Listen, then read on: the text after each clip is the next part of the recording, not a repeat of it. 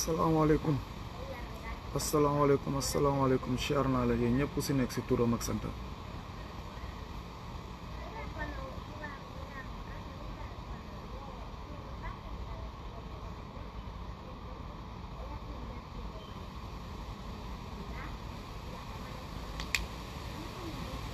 di leen jox seen wàccuwaay di leen dalal jàmm naan leen dal jàmm dalandoo jàmm am jàmm si barki Seydina Muhammad daan leen tàmbalee waxtaan bi si bismillah pare ko si alhamdulillahi rabbil alamin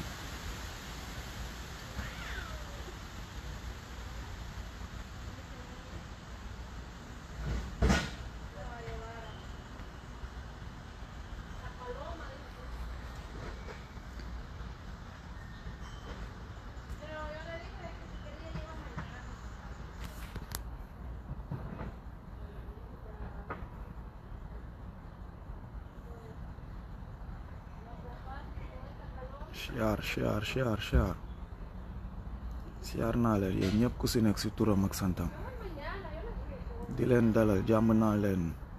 am leen jàmm.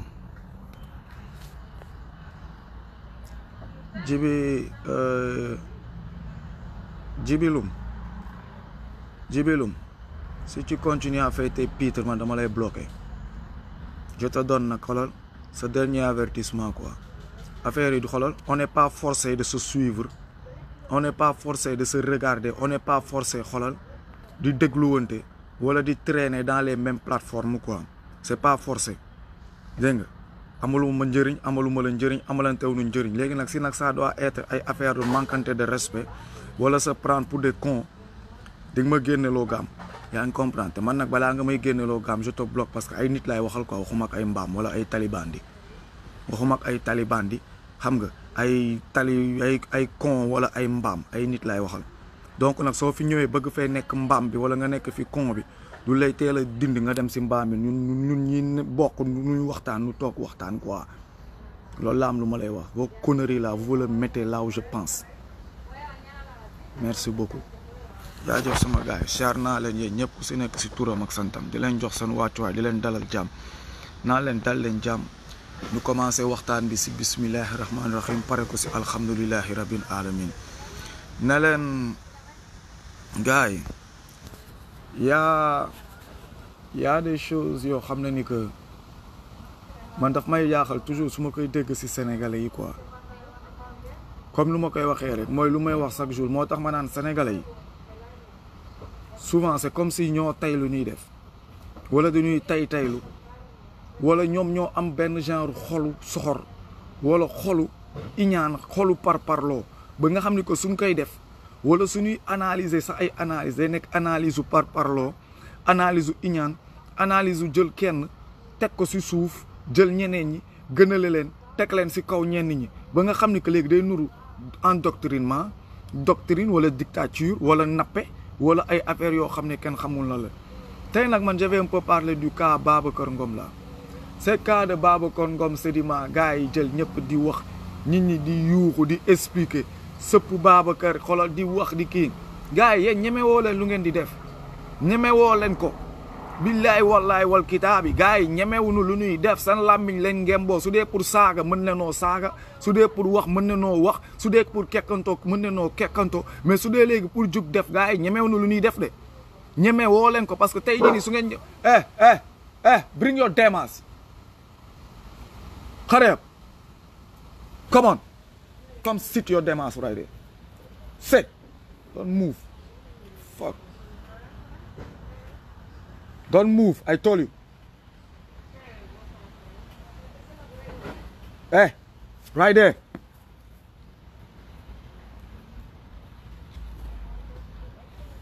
Don't move there. Gars yi comme lu ma leen di wax ñeme woo leen lu ngeen di def. parce que tey su leen demee ba mu jarale ngeen tëb di yuuxu si Babacar Ngom Sedima di yuuxu di kii moom fan la jëlee 70 hectares ku ko jox lu tax du ngeen dem àq ji ku ko jox ku ko dem nangu si ay paysans dem jël ko jox ko kan moo ko jox ñemee leen lu ngeen di def mais pourquoi toujours ngeen wala faire vos choses à demi-mesure affaire de tooñ affaire de tappale yi affaire de dugg jéem a lijjanteeg di sóob di duul pour jéem a wane ay affaire ñëpp xam nañ ku ko jox kan moo ko jox 70 hectares yi kan da ngeen bëgg a kaas la même personne bu joxe 9 hectares yi joxe 200 hectares yi Youssou Ndour c'est la même personne moo joxe fee 70 hectares yi léegi ñeme ngeen lu ngeen di def lu tax ñeme woo leen ko lu tax du ngeen wax ak le concerné bu fiy daw bu fiy joxe suuf si di ko jël di ko pasaree jël dëkk bi jàppee ko un pantin qui fait ce qui lui plaît dans le pays ñeme nga leen lu ngeen di def ak lu ngeen di wax day àgg affaire yi day àgg ba mu sës mais yéen vous êtes là à vous retarder sous le nom d'une personne wala sous les trucs basiques quoi bëgg koo jël def ko tout un truc rëy saaga wax ane jaay jéem see wane seen ngóor moo tax après ma naan toujours man sénégalais man duñ may xaw a jaaxal toujours quoi duñ may xaw a jaaxal toujours quoi duñ may jaaxal Baye Fall tey jii nii saa waay su demee ba yor hectare yooyu noonu yëpp de que soit Macky Sall ak Ablaye Wade what the fuck nguur moo ko yëkkati jox ko point barre état moo ko jox léegi état si yan base la ko joxee si état ana xaalis bu mu fay état ndax daf ko may wala daf ko lebal ñaata la ko état jaayee état ba mu ko jaayee ba pare fan la dugal xaalis bi wala cette putain d'argent béykat yooyu noonu di kaas ba état jaayee suuf si ba pare est-ce que état jox na leen dara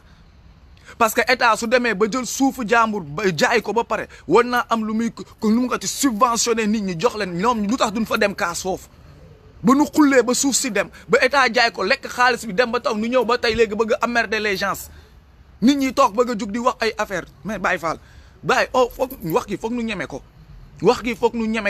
wax gi suñ ko bëggee lijjanti du ñuy dem ba si yokku gi du ñuy dem ba si yàq gi wax ko lijjantiku foofu leen wax bàyyi leen seen affaire de tappale yeeg seen affaire de tappete di jéem a ut ay kumba am ndey ak kumba ñàkk ndey ku ngeen di jéem a diw bër bi ak ku ngeen diwul bër bi moo tax man seeni affaire man mënuma koo comprendre moo tax man j'arrive pas à comprendre avec ces gars là quoi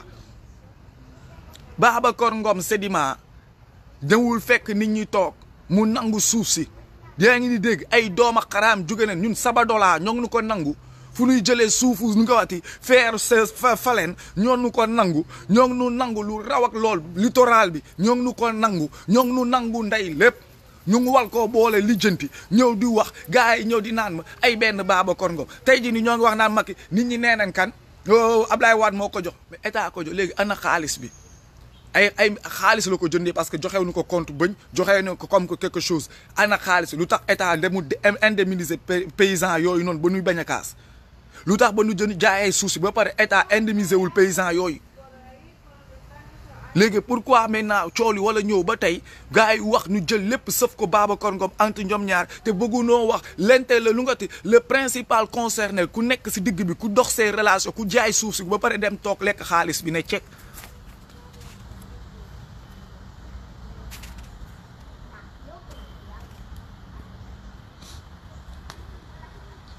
Abdoulaye Kane whatever nee naa la tey jii nii whatever loolu nañ ko jaayee sa 5 francs le mètre carré wala le hectare lu su munti am daa am ku ko jaay am ku encaissé am ku joxe këyit am ku jox nit ki këyit léegi kooku noonu concerné wu nekk c'est comme tey jii nii nga bëgg ma gëmloo ni que nit ñëw jaay suuf nu jaay terrain ñaari nit coow li ne kër léegi yow nga bëgg nga tu crois que soo coow li su jugee du ñu xoolee ku ko jaay ji woon. du ñu dem xooli ku jaay joon suuf si donc là du ñuy seetaan ñaari nit ñi reyante noonu du ñu jéem a dem jël le concerné qui a pris lu nga ti ces terres et qui l'ont vendu à 2 personnes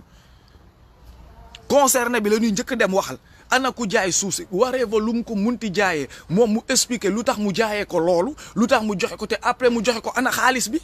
parce que lu mu jaay ñu ko daa am ñu bëri ñu ko moom ana xaalis bi léegi lu tax action dem kooku leen wala njëkk commencé laaj lu tax gars yi ñemewuñu ko da ngeen koy ñemee.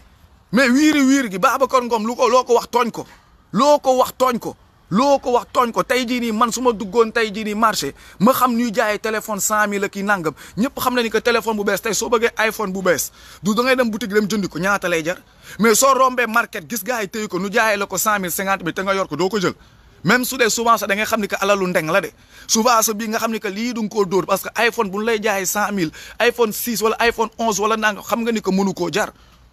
xam nga ni ko mënu koo jar mais donc nag wax gi bàyyi leen seen dof li bàyyi leen seen xel bu ngeen di fooye loolu laay wax chaque jour moo tax man sénégalais pour ma comprendre leen c'est un problème coow li day nekk fii nu bàyyi coow li fii dem lijjanti fële nekk di wax ay yeneen waxu daanu sare jël nit ñi bëgg leen say guux ça ne peut pas marcher comme ça sama gars yi ça ne peut pas marcher comme ça du moom kese yàgg naa ko fay wax nee na leen bàyyi affaire yi ba hectares yi commencé si sëñ Bass Abdou Khadre laa leen ne xaar leen du moom kese fi am problème suuf nen doxal cool yi dina claté di ngeen gis ni que dëkk yi sax jaay nañ ko même ba si village yi dem nañ yéen da ngeen a gis bii ñu teel a yuux nen lijjanti nu dem balaa noo dem nu wax nu Youssou Ndour 200 hectares gars yi di tëb di dala ki nangam di wax nu wëlbatu ko encore ba ab ko mën na leen acon nen dem rek pareegul de ba léegi des na ñii encore ñoo feeñ iranien yaa ngi si libanais yaa ngi si naar yaa ngi fi xoolal ay yeneen gars yi ay nit ñu jóge si àll bi comme ñiy toog Sénégal di xaste naan ñekk nga ay ndreng nga ay kii àll bi ñekk étranger yee ko moom littoral bi dictateur yee ko moom nit ñaa ngi toog di seetaan suñuy wax ñuy wax ay waxu no sense sooy wax ñuy jéem a foog ni que affaire de xadar la wala ay affaire de siisu wala ay affaire de xool nen wax si mbill gi nen wax si mbill gi nen wax si mbill gi moom mooy tey jii nii lu nit ñi di xeex lépp di ko xuloo daa amoon backup c'est backup commandé get the fuck up sis up get the fuck up correct up inside up sis get the fuck out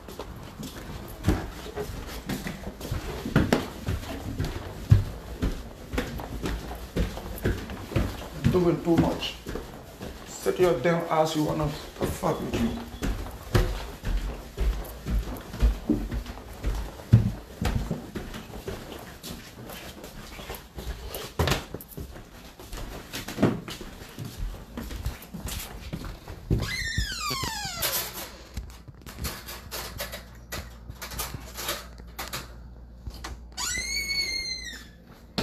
Sit your damn ass. Sama guy.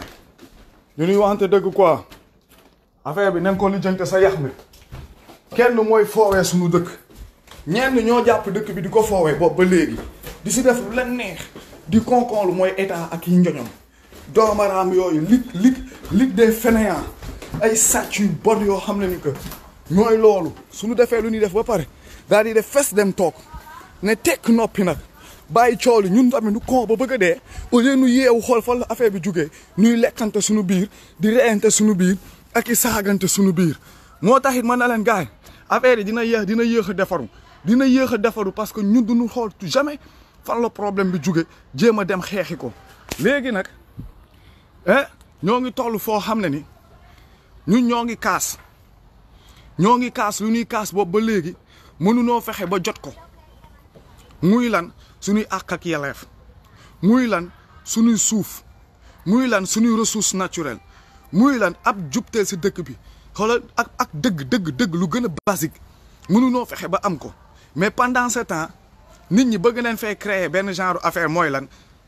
lekkante seen biir quoi commencer di wax di naan ay diw a def nii diw mais ok man de je suis d'accord contre tout ce que les gens disent mais à une solution à une condition mooy lan nu daal di jël lépp tamit nu teg ko nu juger àtte tout le monde boole si les concernés et ce qui xoolal ñuy wax si el bi ak ñeneen ñuy ñëw di am leneen lu ñuy expliquer ñëpp la ñuy jël boole leen si daal di wax ak ñoom laaj leen parce que kat tey fu ñaari parti demee bay jàppante wala fu ñaari parti demee ba dara am fa daa am parti bu ko sumb am na parti bu commencé si digg bi am na parti boo xam ne ni ko moom mooy loolu moo taxit instant gii nii comme nu ma leen koy waxee rek sama gars yi instant gii nii wax gu ñuy wax moom mooy combat bi nii nu nekk dafa nekk combat boo xam ne képp ku si bokk ak fen ku si dugg ak ay fen wala ku si ñëw sàndee ko ay fen billaahi combat bii nii nag moom du musa àgg te du dem fenn du avancer du bouger du dem fenn parce que du ñuy distraire dès le départ saa yu affaire yi ne cër nu wala concentré wu si yax bi lijjanti yax bi wax gi nu daal di nu distraire yóbbu nu fële nu dem occupé wu foofu toog fa di raconter de la merde di tàppanteeg di sosalanteeg di duul di fen loolu nag la gars yi wala bàyyi nu concentré wu bàyyi déggoo lu ma leen wax de jamono jii nii nguur gii nii moo nu sonal ak bande de marabouillons yi nii sa bande de nu ngi koy waxati bande de mercenaires au xaftaan say gars yi nga ñoom ñoonu sonal parce que lu tax marabu yooyu dañoo dem ba bokk si table politiciens yi nekk ay duulkat ay fenkat ay sàcc yu bon nu bëgg ko nu bañ ko looloo am ay pervers lañ fi teg ay marabu waay yow ay vaurien ay mad faka ñu bëgg waay ñu nekk fii bëgg am ay affaires yu ñuy expliquer ay vrai pervers laa lay tegal suñu waxee nu naan non ah non c'est-à-dire ay kii ki nangam yi bàyyi affaire bi Macky Sall ki nguuram la et c'est ligue de tortionnaires ñoom ñoo nu sonal ces petits gens nii di kii du dem man lan laa mën a d'accord mooy su dee dafa sàcc dafa fokkarti mais su dee dafa jënd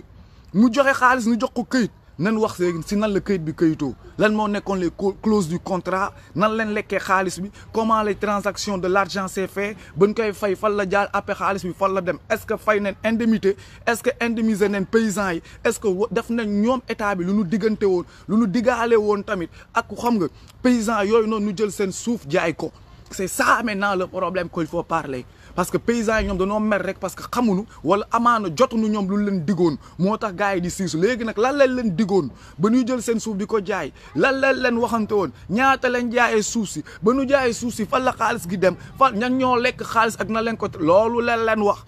bàyyi leen di dof-doflu si kaw nit ñi loolu la leen wax bu ngeen bàyyi di kii moo gën ngeen di kii yow Babalum je t'avais averti doxantul Serigne Bass Abdou Khadre day tus ñoo nekk fii ba léegi di sonal nii nee naa leen ñun ñoo tooñ suñu bopp xam nga la moo du ma ne sax ñun ñoo tooñ suñu maam yi ñoo nu tooñ ak tarixa bii nii xam nga ba tarixa bii nii ñëw amer nu toog suñu bopp yi tamit parce que tarixa bii nii ku ko sumb lu mu woote du lii encore une dernière fois Serigne Touba Serra Fall tarixa bi ba mu koy teg lu mu si woote luy mouridisme sax moo mouridisme du lii ñoom nag ñoo fi créé seen benn affaire de con ñëw teg ko fi muuroo ko si turu jàmbur si yoonu jàmbur si liggéeyum jàmbur di duul di fen léegi nag wax gi moom mooy lan ñun sunu maam yeenu tooñ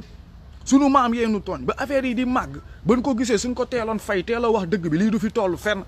lii du toll fenn mais maaxallaa sunu maam yi gisee ni ki nu naan dof la bu njëkk ba gisoo même ñun sax ba ñu siy commencé loo doon wax soo nekkee Baye Fall du naan la dof na dem na noonu leen fa nekk coolu garaawul bàyyi ñi ay dof leen ñiy wérunu kii ni nanga moytu leen ay kii nu toog di leen seetaan ba affaire bi ëpp loxo nag affaire bi ñëw ba toll à un degré boo xam ne ni que nag dëkk bi yëpp léegi nag mujjee faa jaar doon ay dof lii sunu maam yee nu tooñ lii waloon nañ ko freiner dès le départ teel a wax ak ñii wax leen dëgg parce que seen affaire dof bii bañ ko fi tegee boobu ba léegi sénégalais lii la toujours day am problème nu wal koo lijjanti si tooy bi comme affaire de Aïda Diallo bi nii commencé ay affaire yoo xam ne du koy wala ak Cheikh Béthio ba muy commencé ak yeneen ay Selbé Ndom genre Selbé Ndom yeeg ay genre Massara yeeg tous ces conneries là genre xam nga Ouzin Keïta yeeg tous ces dérapeurs de la nation là lépp suy commencé nii lañ koy gisee muy commencé sunu kanam nu wal see mën a jug ut si saafara léegi nii lijjanti ko balaa affaire bi di gën a màgg fii la ñuy ñëw toog di jaay naafiq non kii dafa dof kii wérul wax kii de ay nangam kii ni nangam dem toog di seetaan ba affaire bi ëpp nag ba rëy doole nag ba daal di ñëw nag ba dugg si sunu biir kër yi ñun ñuy toog da ngay daw foog nag da ngay ñëw ba gis sa doom nag mu daal di bokk si yooyu nga daal di toog nag xulli sa bët yi nag naan mais c'est-à-dire est-ce que c'est que nag te fekk ñoo toog di ko seetaan am na wax yoo xam ne duñ koy lijjanti si tooy bi duñ koy taxaw lijjanti ko léegi wax ko léegi après léegi xam nga ku mer nag mer yaa xam mais yu bëri ñun ñoo toog see suñu maam nu tooñ ba gars yi nii jël tarixaw mouridisme bi def ko naka su dul noonu tasaare ko yàq si de la mer ba affaire bi toll fii nii léegi nag nit ñi di commencé naan ay kii suñu maam nu tooñ li du nga ko waloon arrêté billaahi du nga ko waloon arrêté dès le départ wax ak ñiy dëgg amul ay dof leen ay bàyyi mu kii moo tax ñun ba nu ñëwee soo dégg nu naan ay waay dof na di kii ni nangam Baye Fall bu njëkk ko doon naan dof nga parce que lu tax ñoom ay dof la leen jàppee woon ay kii parce que lu ñu doon def ñoom yàgg ne noo gis ñuy def ay affaire dof toppeewuñu yoonu sëñ bi toppeewuñu maam xoolal ay jëfam toppeewuñu maam fullam toppeewuñu maam pas-pasam mais ñoom danoo topp lan si bëgg lu yomb bëgg ñëw toog dundee jëriñoo yore wax gi saaga kon lu si kaw nit ñi bërëngu bëgg lu yomb quoi bëgg lu yomb feesunu si tool yi feesunu si bureau yi feesunu fenn si mbedd yi leen fees ki ratissé maa jaala ki yalwaan soo jógee ñuy am na ñuy expliqué ana ñuy liggéey dëkk bi jinne yi léegi ñooy liggéey dëkk bi mais feesunu fenn lu dul si mbedd bee yalwaan ki dugal seen loxo si poche nit ñi soo waxee ñuy am ñuy expliqué Baye Fall dëkk bi dina jafee defar parce que lii gars yi xam nañ fu problème bi nekk bëggunoo wax si yax bi du ñuy tourner ba pare bëgg yax bi rafet mënul ne comment vous voulez faire le pays là mënul nekk vous voulez faire le pays si ay fen bëgg def defar dëkk bi si ay wokku ginnaaw ay naysal ay sexal ni tàngal du dem du dem sa patron bu lay fay xaalis yor sa kër yor sa dépense yor sa di la fay chaque fin du mois bis boo dof-dofloo si liggéeyam da lay génnee pourquoi te pourtant chaque jour nga koy andil ay waaye yow ay milliers nga koy du ma ne sa ay millions mais nga koy dugalal ay milliers de mille par semaine wala par mois moom tamit muy suturlu si yow mais t'empêche que benn erreur ngay def mu génnee la lu ko def parce que on ne s'amuse pas avec certaines choses mais ñun nag ñoo fi nekk di konkon garaawul coolu nañ ko bàyyi mu ba mu këpp entreprise bi nag wala mu xam nga mu yóbbaale kees bi nag ne daal di daw nag wóori jëpp xam nga diw gisoo diw kii ni nangam diw léeg-léeg nen kii ni nangam bàyyi faal yéen da ngeen a neex bàyyi faal dafay di foog nu changé ko lii dafa yomb de dafa yomb gars yi ay nit ñoo xam ne balaa ngay deenu na la sëñ bi daf maa dimbali sëñ bi jàppale na ma sëñ bi ma dimbali kii nangam sëñ bi dimbali na te mënoo dimbali sa ndey sëñ bi nan la dimbalee sëñ bi dimbali la te yow sa ndey ak sa baay a ngi toog yow sa ndey mënuloo ko dara sa baay mënuloo ko dara mais sëñ bi dalaa dimbali léegi nu toog nu ne la bon léegi explique moi man na la explique moi nan la sëñ bi dimbali yow ban dimbal nga may wax ay dimbali yow malkiya moo defar sama ëllëg mën na la léegi yow noo xamee ni que moo defar sa ëllëg da ngaa dem ba ñëw da ngaa dem ba gis ni que sa ëllëg ba defaru na nii comme yow visité nga noonu ba yegg si nii man damay jommi souvent damay jommi sëñ bi su la defaree da ngay mënal dara sa bopp mën a defar dara sa ndey ak sa baay sëñ bi defar na léegi defar si nan explique moi le defar c'est quoi moo ma tax a xam yàlla moo ma tax a kii nangam kii hey comme yow ba nuy li xam fii di nodd xamoo yàlla ba ngay màgg sa ndey jox la ween te defar la ba nga màgg yow ba nga tool xamoo yàlla après léegi man su ma toogee su ma la ne yow yaa njëkk manqué lu de respect say waajur yow yaa njëkk saaga say kilifa ne yow say kilifa duñu gat say waajur yow xamuñu tous amuñu parce que yow yaa leen parce que yow loolu sa waajur def lépp yow ba nga toll ni punkal mën a lekk yàpp mën a naan ndox xàmmee gauche xàmmee droite xàmmee bu tàng xàmmee mu sedd bëgg jigéen mën a xooj mën a génne xàmmee nooy solee daal xam nooy taxaw xàmmee penkook joor xam loolu noonu lépp xamoo diine nga bàyyi leen fii dem uti ji leneen yow yaa njëkk toog ne say waajur sont des vauriens yow yaa ko njëkk wane yaa njëkk tuutil say waajur yow yaa njëkk suufeel say waajur yow yaa njëkk toog seen kaw balaa kenn di am balaa kenn di lay ñàkkal fayda yaa leen fi bàyyi ñuq dem di lijjanti leneen sëñ bi dalaa dimbali nan la sëñ bi dimbali expliquez-nous sëñ bi dalaa dimbali atum yàlla sa ndey gisu la atum yàlla sa ndey gisu la mais sëñ bi dalaa dimbali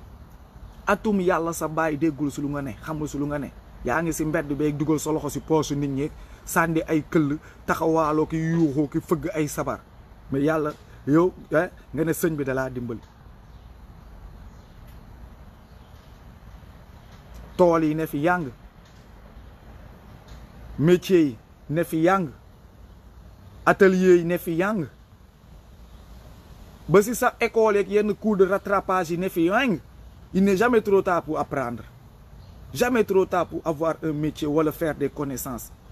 et servir quelque chose non lépp ne fi yàng amoo métier jàngi woo defoo dara li jënti woo lu mën a liggéey dëkk bi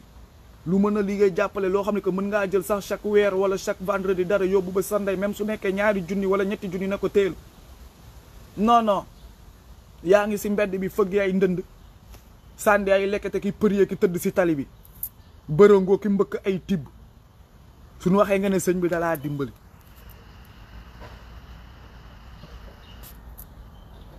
ana dimbal bi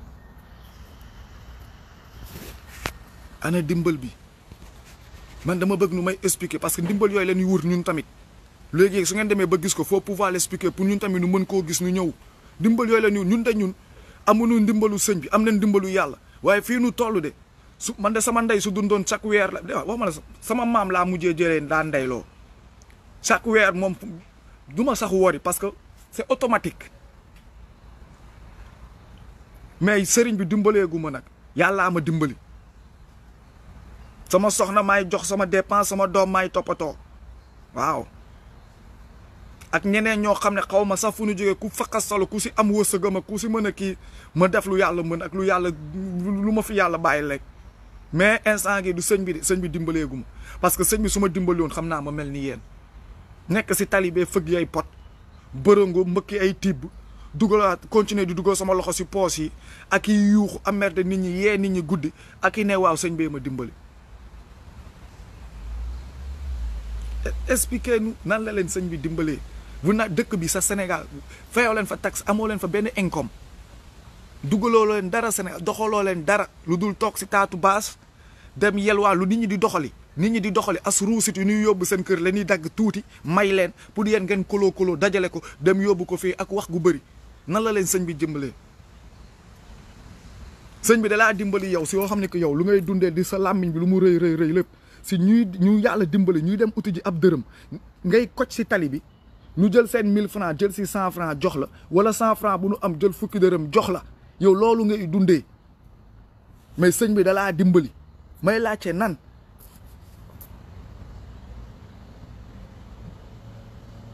jërëjëfe yàlla sunu boroom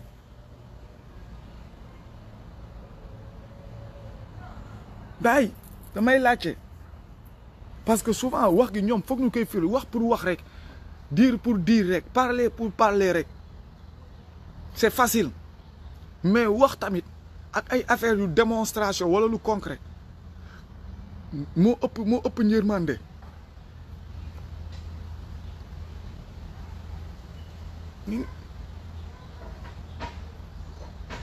lu tax tey jii nii nan laa ko mën a waxee si gémmiñu ces genre de personnes en même temps tontu lu tax tontu diis wala dëgg diis seen gémmiñ le fait de tontu lu tax njëkk ak teraanga diis seen gémmiñ tontu c'est comme sànq am na kenn ku ma yónnee message ne ma damaa waroon poser samay question façon bu gën a yaru quoi ma ne ko lan may façon bu yaru mu ne ma non parce que nu may poser question bi dafay mel ni damay contester ma ne ko ah mais question kay boo gis c'est égal à contestation question c'est une contestation parce que question c'est ce qu'on appelle se remettre en doute fu question am remettre en doute am na donc je ne vois pas le rapport. Oh non yow nu ngay waxee daal daa mel ni da ngay affirmer ma ne ko mais c'est bizarre parce que les gens souvent on dirait que ils sont lents à la détente ils sont lents à la compréhension mais ku dem ba teg doute ba teg opposition si dara ça veut dire que moom am na benn portion wala benn petite part bu mu jàpp ni que bii moom mooy bu baax bi moo tax muy mën a di douter ba muy teg doute nag teg léegi proposition d'insubordination léegi c'est à toi maintenant de pouvoir reformuler et maintenant de le faire accepter wala de trouver un mot si njëkk ak teraanga d'une façon que moom il pourra le comprendre. Si tu ne peux pas, tu avances parce que de toute façon tant que l'opposition wala affaire bi di am te saaga amul manque de respect amul où est le problème? Lu bon kay mooy quelqu'un qui s'oppose avec de la violence ou alors avec des mots indignes. Des mots indignes. Là maintenant, ça devient un problème. Mais ku ne saagawuma jéggalu tooñu mais poser ay questions.